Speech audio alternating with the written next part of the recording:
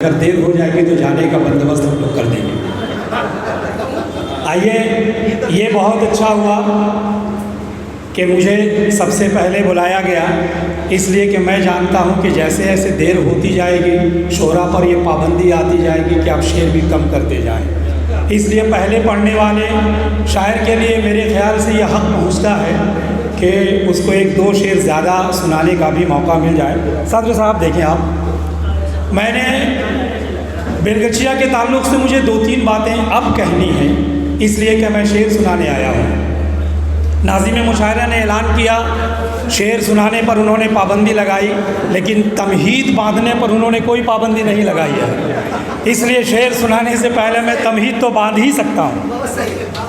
ये सरज़मीन जिसके बारे में कहा जाता है कि शहूद आला माफाकी की सरज़मीन है, मैंने 3 जगहों पर इस तरह का माहौल देखा है और महसूस किया है कि हमारे इलाके में भी अगर इस तरह का माहौल होता तो हमारा इलाका भी कई शायरों के साथ अदब की इस माहौल को तैयार करने में बहुत आगे होता।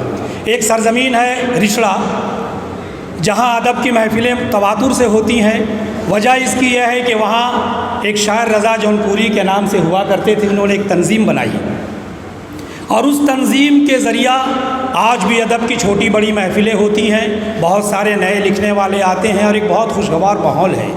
दूसरा इलाका है कांकी नारा का, जहाँ हशमुर रमज़ान साहब जैसे काबिल शायर रहा करते थे और उनकी वजह से वहाँ एक तंज़ीम बनी है, जिस तंज़ीम की तरफ से तवातुर से अदबी महफ़िलें हुआ करती हैं। और तीसरी सरज़मीन बिला शक व शुबा ये बेलगछिया है, जहाँ शहूद आला माफाकी साहब की वजह से ये खूबसूरत माहौल है। आइए हज़रात, अब मैं शेर पेश करता हूँ। चूँकि चंद अशार पेश करने की बात कही गई है, मैं 3 अशार एक गज़ल से, 4 अशार एक गज़ल से पेश करना चाहूँगा। ठीक है?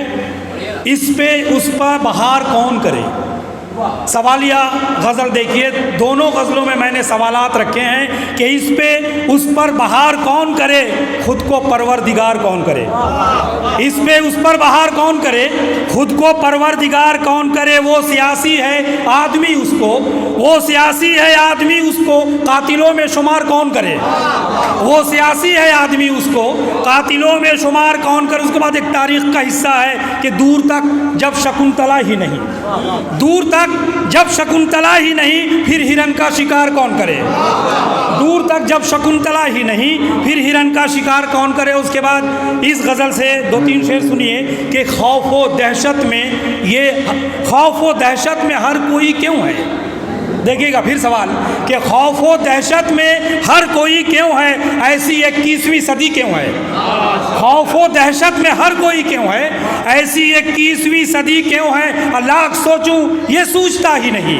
गिरा देखिएगा कि लाख सोचूं ये सूझता ही नहीं, ज़िंदगी क्या है, ज़िंदगी क्यों है। लाख सोचूं ये सूझता ही नहीं, ज़िंदगी क्या है और ज़िंदगी क्यों है। कौन गुजरा है ये पता तो करो, कौन गुजरा है ये पता तो करो। रह गुजर आज संदली क्यों है, रह गुजर आज संदली क्यों है। अब बोल दरबार में चरागों के, बोल दरबार में चरागों के, आए हवा तेरी हाजिरी क्यों है। बोल दरबार में चरागों के, लाख सोचूं ये सूझता ही नहीं, ज़िंदगी क्या है, ज़िंदगी क्यों है। बहुत बहुत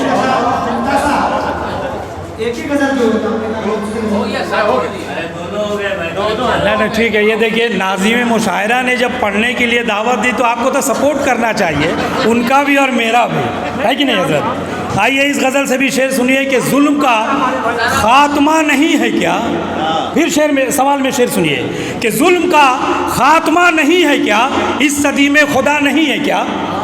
जुल्म का खात्मा नहीं है क्या, इस सदी में खुदा नहीं है क्या। और पेड़ गुलशन में लहलहा उठे, पेड़ गुलशन में लहलहा उठे, पेड़ गुलशन में लहलहा उठे, आंधियों को पता नहीं है क्या। पेड़ गुलशन में लहलहा उठे, आंधियों को पता नहीं है क्या। और सब हैं मगरूर अपने चेहरे पर, सब हैं मगरूर अपने चेहरे पर, अब कहीं आईना नहीं है क्या। सब हैं मगरूर अपने चेहरे पर, अब कहीं आईना नहीं है क्या। सब हैं मगरूर अपने चेहरे पर, अब कहीं आईना नहीं है क्या। अब कहीं आईना नहीं है क्या। क्यों लरसती नहीं है खिड़की, क्यों लरसती नहीं है अब खिड़की, घर के बाहर हवा नहीं है क्या? घर के बाहर हवा नहीं है क्या? और आज की पुरफरेब दुनिया में, शेर देखिएगा हजरत, आज की पुरफरेब का एक इशारा है, आप इस पर तवज्जो दीजिए। और उसके बाद जो दूसरा मिसरा है उसमें देखिए क्या बात कहने की कोशिश की गई कि आज की पुरफरेब दुनिया में, आज की पुरफरेब दुनिया में ज़िंदगी खुद सज़ा नहीं है क्या?